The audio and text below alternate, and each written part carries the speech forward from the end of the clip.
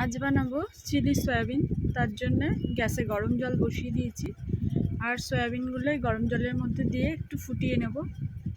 তারপর ঠান্ডা করে নেব আর জল পাল্টে পাল্টে সয়াবিনটাকে খুব ভালো করে ধুয়ে নেব। ধুয়ে নেওয়ার পর সয়াবিনগুলোকে জল থেকে একদম শুকনো করে নিংড়ে তুলে নেব। এবার একটা বাটিতে নিয়ে নিয়েছি সয়া সস, চিলি সস, আদা কুচি, রসুন কুচি, গোলমরিচ গুঁড়ো, ময়দা আর কর্নফ্লাওয়ার।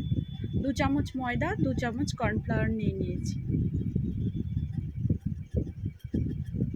নিয়ে এগুলোকে আর এর মধ্যে দিয়ে দেবো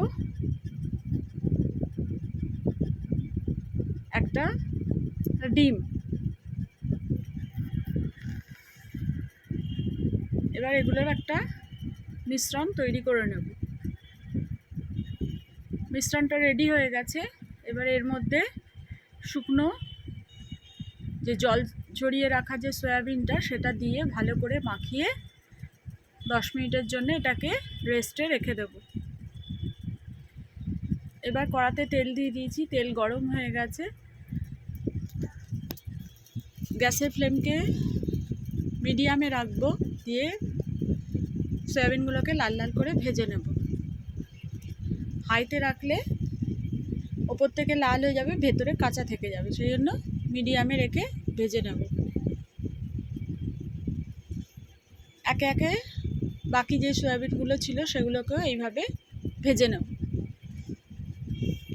তো ভাজা হয়ে গেছে। এবার অন্যদিকে আমি সসটা রেডি করে নিচ্ছি। তার জন্য এখানে tomato sauce, soya sauce, chilli sauce নিয়ে নিয়েছি, জল দিয়ে দিয়েছি। দিয়ে এর মধ্যে 1 চামচ কর্নফ্লাওয়ার দিয়ে এটাকে ভালো করে গুলে নেব যাতে কোনো দানা না থাকে।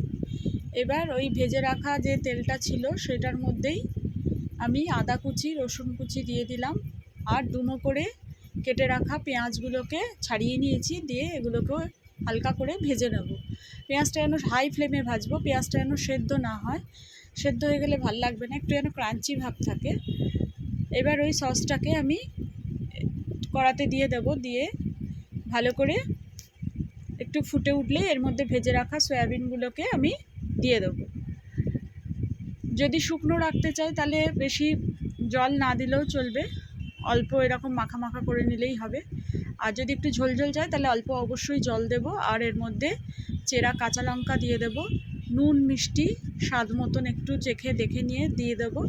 রেডি হয়ে গেল চিলি সয়াবিন। কেমন লাগলো? ভালো লাগলে একটা লাইক করবেন। ধন্যবাদ।